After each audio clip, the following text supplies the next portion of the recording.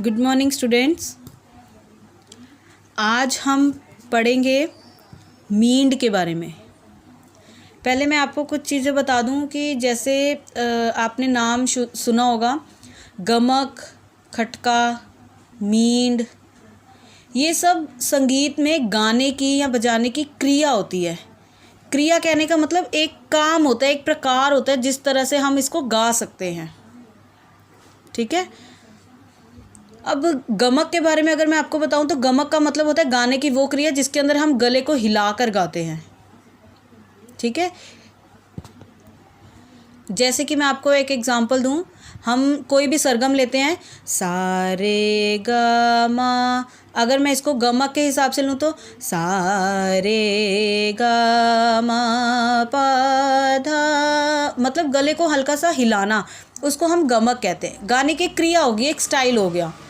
वैसे ही मींड होता है।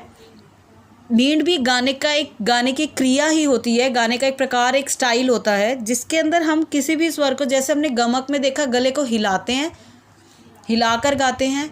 मींड में हम एक स्वर से दूसरे स्वर की तरफ खींच के लेके जाते हैं, मतलब उसको लंबा करके पिछले वाले स्वर को ही लेके जाते हैं, तो हम उसको मींड कहते हैं।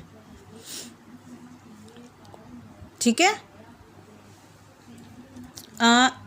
मींड गायन या वादन, बजाने में गायन या वादन की एक क्रिया का नाम है। ठीक है। जब हम किसी स्वर की ध्वनि, आवाज़ को बिना खंडित किए, बिना तोड़े हुए किसी दूसरे स्वर तक पहुंचते हैं तो उस क्रिया को हम संगीत की भाषा में मींड कहते हैं। ये हो गई इसकी डिफाइन।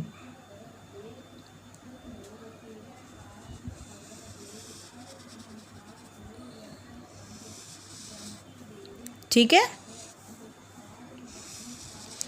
मींड की प्रॉपर डिफाइन क्या हुई? जब हम किसी स्वर की ध्वनि को खंडित, मतलब तोड़े बिना किसी दूसरे स्वर तक पहुंचते हैं तो उसको हम संगीत की भाषा में मींड कहते हैं। कहने का मतलब क्या हुआ? जैसे कि हमने सरगम गाई है, उसके अंदर मुझे सा के बाद रे पे जाना है, रे के बाद गा पे जाना है। मैं सा की आवाज़ को ख़त्म नहीं करूँगी, उसको साथ में लेते हुए रे के पास जाऊँगी, तो उसको हम मींड कहेंगे। ठीक है, कि मैंने उस स्वर को मींड के साथ लिया है। जैसे कि मैं आपको एग्जांपल दूं, सा रे गा मा, मैंने सीधा सीधा बोला, सा बोला तो मैंने सा की आवाज़ छोड़ के फिर रे पे गई मैं, सा रे गा मा। अब मींड के साथ लेंगे, सा रे गा, मतलब मैंने उसको आवाज़ को तोड़ा नहीं, खंडित नहीं किया, उसी को खींच के मैं आगे दूसरे वाले स्वर पर लेके गई। इसको हम मींड कहते हैं। ठीक है। जब हम किसी स्वर की ध्वनि को खंडित किए बिना, तोड़े बिना, खराब किए बिना दूसरे स्वर तक पहुंचते हैं, उसको साथ में लेके चलते हुए दूसरे स्वर तक पहुंचते हैं, तो उस क्रिया को हम संगीत की भाषा में मींड कहते हैं। अब मींड का प्रयोग बहुत ही सुंदर प्रतीत होता है, मतलब बहुत सुंदर लगता है, सुनने में बहुत अच्छा। अब आप देखो, जैसे मैंने ये नॉर्मल सी सरगम ही ली है, अगर मैं इसको लूँ, जैसे मैंने अभी बोला था सा रे गा, एक मैंने ऐसे बोला सा रे गा मा पा, तोड़ तोड़ के बोला। अब मैं मींड के साथ बोलूँगी सा रे गा मा पा धा नी सा।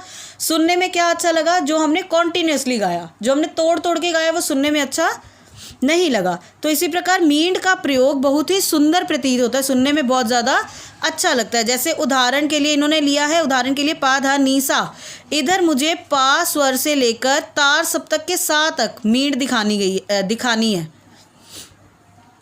अगर मैंने लिया है पा धा नी सा, जैसे लिया है सा रे गा मा पा धा नी सा, पा धा नी सा। अब मुझे पा से लेके सीधा सा के ऊपर जाना है, पा धा नी सा। मैं कैसे लूँगी? पा सा, मतलब मैंने पा की आवाज़ को तोड़ा नहीं है, सीधा सा पे गई हूँ, पा सा। इधर पा स्वर से लेकर तार सप्तक की सा तक का मींड दिखाना है हमने। तो इसको गाते समय हम पा से लेके सा तक इस तरह से हम कोमलता से इतनी अच्छी तरह से गाएंगे या बजाएंगे कि इसके बीच के जो धा और नी स्वर है इसकी आवाज़ ऐसे ना हो कि हमें सुनाई ना दे। सीधा हम पा सा ऐसे नहीं बोलेंगे, हम पा के साथ धा और नी की आवाज़ दिखाते हुए, स्वर नहीं बोलेंगे, दिखाते हुए हम उसको खींचते हुए सीधा सा पे लेके जाएंगे। पा सा, बीच में धा और नी मींड में आ गया। ओके, समझ में आ गया। बेसिकली मींड होता क्या है? मींड यही होता है कि जब हम किसी भी दो स्वर को, तीन स्वर को, चार स्वर को, मतलब हमने जब गैप दे के बोलना है या दो इकट्ठे स्वरों को भी बोलना है, तो हम उसकी आवाज़ खराब किए बिना, खंडित किए बिना जब हम दूसरे स्वर तक जाएंगे तो हम उसको मींड कहते हैं। जैसे मैंने आपको एग्जाम्पल अभी दिया। इसके बाद हम अगर बजाने की बात करें, ये हमने बोलने के बाद की, गायन की बात की, अब हम सितार की बात करेंगे।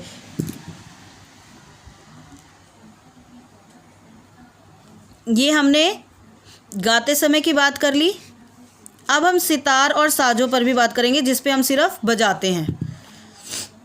सितार या साज, साजों पर मतलब जो हम सिर्फ इंस्ट्रूमेंट बजाते हैं, पर भी किसी भी पर्दे पर हाथ रखकर सीधे हाथ से मिज़राब की चोट लगाकर आवाज़ को बिना खंडित किए तार को खींचकर दूसरे स्वर तक लेके जाना, उसको हम मींड कहते हैं। कहने का मतलब क्या हुआ, मैं आपको बताऊं, इसके अंदर थोड़ी सी एक्सप्लेनेशन ज़्यादा करके लिखी हुई है, मैं आपको मेनली बताती हूँ क्या होता है। एक जस्ट आपको डायग्राम दिखा रही हूँ मैं, यही वाला देखो, ये क्या है। एक आपको जैसे दिलरुबा आपने देखा है या आपने सितार देखी होगी, वो ऐसे लंबी होती है ना, उसके अंदर ऐसे ऐसे कुछ लगा होता है जिसको हम म्यूज़िक की लैंग्वेज में पर्दे बोलते हैं। ठीक है। अब इसके ऊपर उंगली रखने से आवाज़ आती है। जैसे मान लो ये सा स्वर है, ये नेक्स्ट रे है, तो हम इसके ऊपर उंगली रखेंगे तो हम सा बजाएंगे, नेक्स्ट बजाएंगे तो रे बजेगा, फिर गा। मतलब इसके ऊपर हमें उंगली रखनी पड़ती है, हाथ रखना पड़ता है। और दूसरी साइड पे जहाँ पे ये ऐसे बड़ा होता है, वहाँ पे हम मिज़राब से, मतलब हम उसको ऐसे ऐसे करके तार को खींचते हैं तो आवाज़ आती है सितार में। अगर आप वेस्टर्न इंस्ट्रूमेंट ले लो, गिटार, उसमें भी यही होता है कि एक हाथ से हम जहाँ पे ऐसे लंबे वाला होता है, ऐसे वहाँ पे ऐसे कुछ तार होती है और साथ में ऐसे कुछ डॉट्स होती हैं जहाँ पे हमें स्वर दिया होता है, जहाँ पे वो उंगलियाँ रख के स्वर निकलते हैं, और जहाँ नीचे वो बजाते हैं उसको, कुछ ऐसी शेप की होती है गिटार। यहाँ पे तार होती है जिसके ऊपर वो ऐसे तार को खींच के आवाज़ निकलती है। एम आई राइट? तो इसको जो है, इसको जहाँ पे हम उंगली रख के स्वर चेंज करते हैं, अगर हम क्लासिकल म्यूज़िक में देखें तो ऐसे वाले जो होते हैं, इसको हम पर्दे कहते हैं। तो बजाने की बात की गई है कि जब हम एक पर्दे के ऊपर हाथ रखेंगे, जैसे समझ लो ये वाली लाइन है, ये वाली लाइन है, अगर मैंने इसके ऊपर ऐसे हाथ रखा, दूसरे हाथ से अगर मैंने तार को खींचा, तार को बजाया, और इसको हाथ को उठाकर दूसरे स्वर पे ना जाके इसको मैं खींच के तार को ऐसे लेके आऊँगी, तो हम उसको मींड कहते हैं। तो उसके अंदर सेम वैसे ही साउंड आती है जैसे मैंने आपको अभी गा के दिखाई थी। ठीक है। मिज़राब कहते हैं जो हम उंगली के ऊपर यहाँ पे टॉप पे हम कुछ पहनते हैं, जिससे कि तार को ऐसे खींच के फिर बजाते हैं। ठीक है।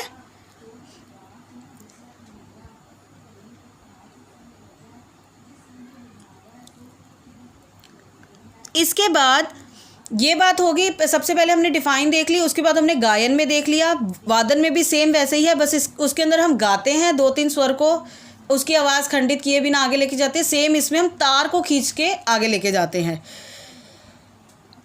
आगे लेके जाते हैं कहने का मतलब, हम तार के ऊपर जब हम हाथ रखते हैं एक पर्दे के ऊपर, ये एक पर्दा हो गया, एक पर्दे के ऊपर जब हम हाथ रखते हैं तो उसको खींच के हम तार को दूसरे पर्दे के ऊपर पहुंच जाते हैं, तार को खींचते हुए हम दूसरे के ऊपर पहुंचते हैं, तो हम उसको मींड कहते हैं कि हमने मींड दिखाया है।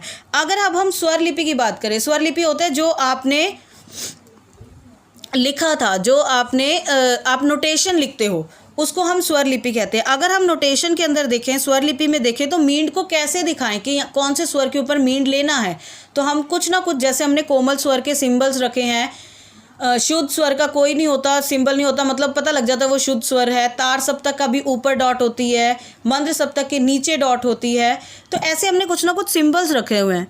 तो उसी हिसाब से अगर हम स्वर लिपि में देखें तो मींड का कैसे पता लगेगा।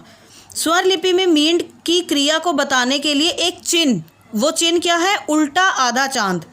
आधा चांद हो गया ये, सॉरी यहाँ पे दिखाती हूँ, आधा चांद हो गया ये, उल्टा आधा चांद मतलब उल्टा ऐसे करके, ठीक है।